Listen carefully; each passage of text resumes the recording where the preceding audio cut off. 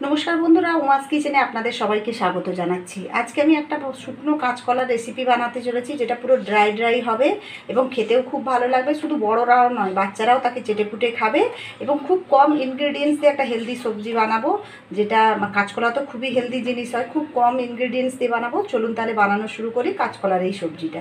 আমার এই রেসিপিটা যদি আপনাদের ভালো লেগে থাকে অবশ্যই লাইক করবেন, কমেন্ট করবেন, আমার চ্যানেলটিকে সাবস্ক্রাইব করবেন, বেল আইকনটিকে প্রেস করবেন, যাতে আমার নিত্য নতুন রেসিপিগুলো আপনাদের কাছে পৌঁছে যায় এবং এটিকে শেয়ার করতে ভুলবেন না প্লিজ। তাহলে বানানো শুরু করি। দেখুন, খুবই কম ইনগ্রেডিয়েন্টসের দরকার। কাঁচকলাগুলোকে দেখুন আমরা যেমন ভাজা করি সেই রকম এরকম ছালটাকে ছাড়িয়ে দেখুন এরকম পাতলা পাতলা করে কেটে নিয়েছি। এতে মোটা একটুও যদি বেশি হয় কোনো ব্যাপার না, কিন্তু এর থেকে বেশি পাতলা করবেন না। কড়াটা গরম হয়ে গেছে, কড়াতে আমি এবার 2 চামচের মতো তেল দিয়ে দেবো। আপনারা কাঁচকলা দেখে তার কোয়ান্টিটি হিসেবে তেল দেবেন, খুব বেশি তেল দেওয়ার দরকার নেই। তেলটা যেই গরম হয়ে যাবে এতে শুকনো লঙ্কা প্রথমে ফোড়ন দিয়ে দেব, তারপরে জিরে দিয়ে দেবো। জিরেটা একটু বেশি করে দেবেন। ফোড়নটা যখন ভালোভাবে ভাজা হয়ে যাবে একটু, তখন আমি এতে একটু হিং দিয়ে দেবো।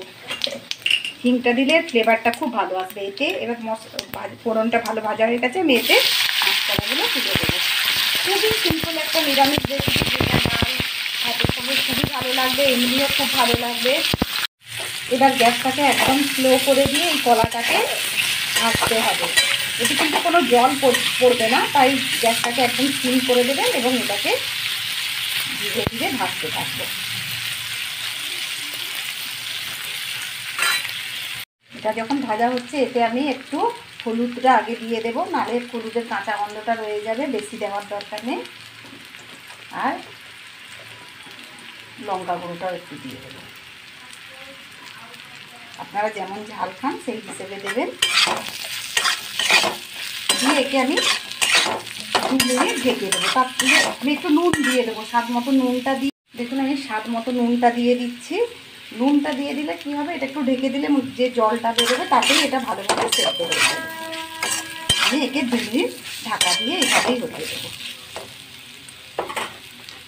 2 মিনিট পরে চলুন খুলে দেখি কি অবস্থা হয়েছে। দেখুন কলাগুলো অনেকটাই সফট হয়ে গেছে। একটা খুন্তি দিয়ে করে দেখি। হ্যাঁ দেখুন, মোটামুটি এগুলো পুরো সেদ্ধই হয়ে গেছে। এবার এতে আমি বাকি মশলাগুলো অ্যাড করে দেবো। নুন তো স্বাদ মতো দিয়েই দিয়েছি। এবার আমি এতে 1 চামচের মতো ধনে গুঁড়ো দেবো। খুব কম মশলায় এই রান্নাটা হয়, খেতেও খুব ভালো লাগে। আর কাঁচকলার পরিমাণ দেখে আমি একটু আমচুর পাউডার দেবো। আপনারা এর বদলে লেবুর রসও ইউজ করতে পারেন। এই সবগুলোকে ভালোভাবে মিশিয়ে